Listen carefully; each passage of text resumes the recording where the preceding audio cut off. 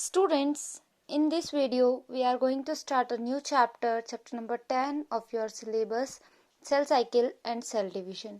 Cell cycle की अगर हम बात करें तो ये सभी ऑर्गेनिजम्स में कॉमन होती है, ठीक है।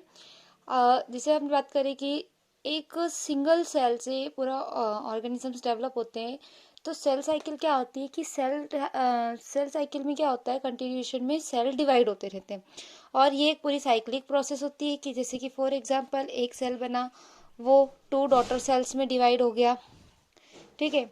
एक सेल बना, वो 2 डॉटर सेल में डिवाइड हो गया, then it will go again under the cell cycle और वो क्या हो गया, वापिस 2 डॉटर सेल्स डिवाइड हो गए 4 में, then 4 into 8 and this cycle will be continue. इनमें से कुछ क्या होती है, सेल्स क्या होती हैं इस सेल साइकिल से अलग हो जाती है और क्या कर देती है, वो डिवाइड करने की, अपनी सेल डिवीजन की जो कैपेबिलिटी होती है, एबिलिटी होती है, उसको खो देती है और वो अलग हो जाती है।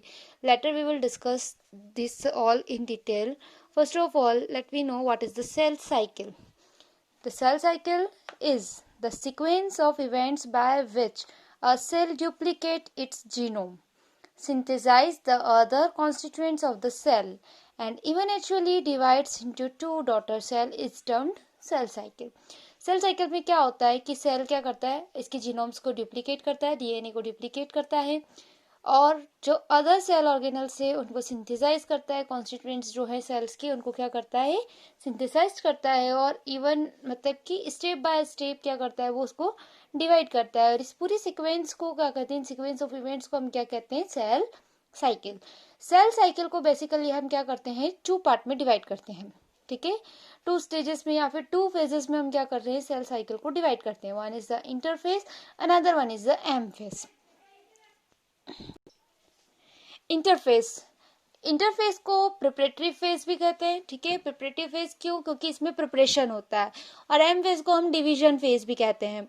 इंटरफेस को अगर हम बात करें तो इसको 3 सब फेजेस में डिवाइड करते हैं. G1 फेज जिसको हम गैप 1 फेज भी कहते हैं, एस फेज जिसको हम सिंथेसाइज फेज भी कहते हैं और G2 फेज जिसको हम गैप 2 फेज भी कहते हैं, ठीक है।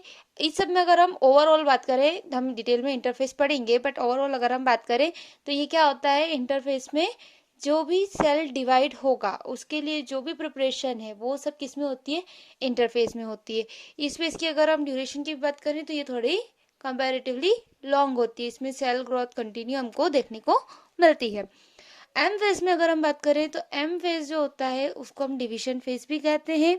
डिवीजन फेज को 2 कैटेगरी मतलब 2 सब फेजेस में पढ़ते हैं. एक होता है कैरियोकिनेसिस और एक होता है साइटोकिनेसिस. कैरियो मतलब होता है न्यूक्लियस और किनेसिस मतलब होता है टू डिवाइड, ठीक है. न्यूक्लियस जब डिवाइड होता है तो उसे क्या बोलते हैं, कैरियोकिनेसिस. और फिर बाद में जब साइटोप्लाज्मिक डिवीजन होता है उसको आप क्या कहते हैं, साइटोकिनेसिस कहते हैं, ठीक है. कैरियोकिनेसिस में भी क्या होते हैं, 4 स्टेजेस होती हैं.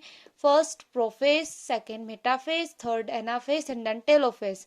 प्रोफेज, मेटाफेज, एनाफेज, टेलोफेज और इसके बाद क्या हो जाता है, साइटोकिनेसिस स्टार्ट होके अल्टीमेटली जो सेल होता है वो क्या होता है, 2 डॉटर सेल में डिवाइड हो जाता है.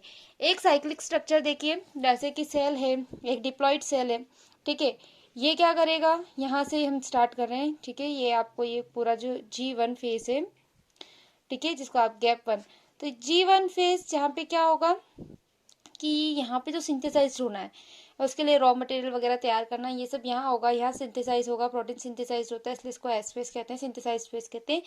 G2 फेज जो कि क्या करेगा, सेल को डिवाइड करने के लिए पूरा इस दौरान क्या होगा, ये पूरा यहाँ से G1 एस G2 ये कंप्लीटली क्या कहला रहा है, इंटरफेस.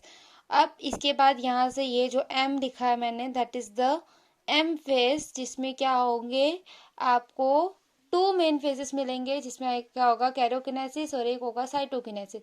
कैरियोकिनेसिस में 4 स्टेजेस मिलेंगे आपको, that is the prophase, metaphase, anaphase, telophase, okay, जिसको हम बाद में डिस्कस करेंगे डिटेल में. Now first we discuss G1 phase, ठीक है. अच्छा, यहाँ आपको क्वेश्चन अराइज हो रहा होगा कि ये G0 फेज क्या है. ये G0 फेज वो है कि जैसे सेल ये 2n में है, ये कम्प्लीटली डिवाइड हुआ और वापिस एक न्यू 2 डॉटर सेल बन गया. अब वो 2 डॉटर सेल क्या करेंगे, यहाँ थोड़े से सेल ऑर्गेनल्स डेवलप होंगे और तब तक रुकेगा और फिर क्या होगा कि ये वापिस इस साइकिल में इन्वॉल्व नहीं होगा और ये अलग हो जाएगा. उस प्रोसेस को हम बोलते हैं डिफ्रेंशिएशन, ठीक है. अब G1 फेज की अगर हम बात करें, जिसको आप गैप 1 फेज भी कहते हैं। फॉर एग्जाम्पल लेट सपोर्ट कि हम कह रहे हैं कि एक सेल है जो कि क्या कर रही है, डिवाइड हो रही है 2 डॉटर सेल्स में। तो चलो हम ह्यूमंस की बात करें, 46 क्रोमोसोम्स प्रेजेंट होते हैं, ठीक है।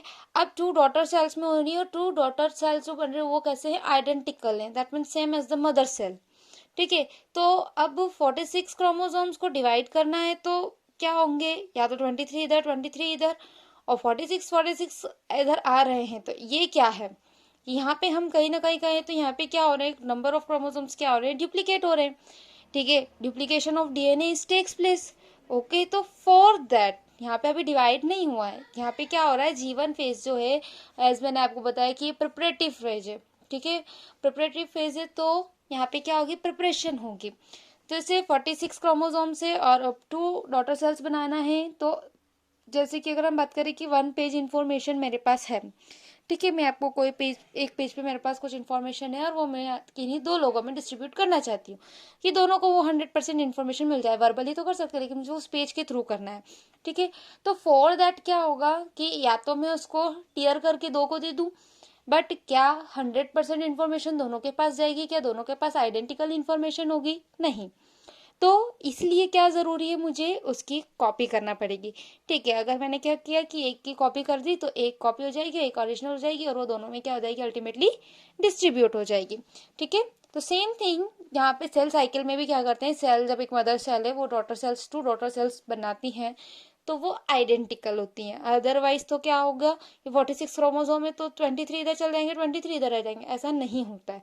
Number of chromosomes remain same in all generation of the cell. अब G1 फेज में एक्चुअली क्या क्या चेंजेस होते हैं, प्रोटीन सिंथेसिस के लिए, protein synthesis enzymes required for the DNA replication के लिए जिन एंजाइम्स की जरूरत होती है, ठीक है, तो उनका सिंथेसाइज होता है। आरएनए सिंथेसिस इंक्रीज हो जाता है, एटीपी सिंथेसिस भी क्या हो जाता है, इंक्रीज हो जाता है। क्यों, क्योंकि भाई अब कोई भी वर्क हो रहा है तो उसमें क्या लगेगी, एनर्जी तो लगेगी, तो वो क्या होगा, यहाँ पे एटीपी सिंथेसिस भी इंक्रीज होता है। रॉ मटेरियल की अगर हम बात करें फॉर द एस फेज के लिए, जो रॉ मटेरियल है वो क्या चाहिए, यहाँ पे सिंथेसाइज्ड होगा, बनेगा। जो भी मतलब जो भी प्रोटीन्स वगैरह चाहिए वो सब क्या होंगे, यहाँ पे बनना शुरू होंगे। जो भी जैसे एटीपी वगैरह की ज़रूरत है वो सब यहाँ पे डेवलप होंगे। साइज़ जो है वो सेल की, क्यों, क्योंकि सब चीज़ें डेवलप हो रही तो अल्टीमेटली साइज़ भी क्या होगी, इंक्रीज होगी। सेल ग्रोथ हमको देखने को मिलती है G1 फेज में। After G1 phase S phase is start. S phase को हम सिंथेसाइज फेज भी कहते हैं। सिंथेसाइज फेज में अगर हम बात करें, डीएनए सिंथेसाइज होता है, रेप्लिकेशन टेक्स प्लेस, ठीक है, डीएनए रेप्लिकेशन होता है। मतलब जैसा कि हम बोल रहे थे कि जैसे 46 क्रोमोसोम से डिप्लॉयड है, ठीक है, तो ये भी जो बनेंगे वो डिप्लॉयड ही रहेंगे। ऐसा नहीं है कि 2n it divided in 2nn, ये नहीं होगा। डीएनए डुप्लीकेशन की अगर हम बात करें, रेप्लिकेशन की अगर हम बात करें, तो जैसे 46 है वो उसकी कॉपी बनाएगा और क्या करेगा, 2n में 46 क्रोमोसोम्स क्या होंगे, टू डॉटर, मतलब सिंपल यहाँ पे क्या होगी, कॉपी होगी, ठीक है, डीएनए की कॉपी हो गई यहाँ पे।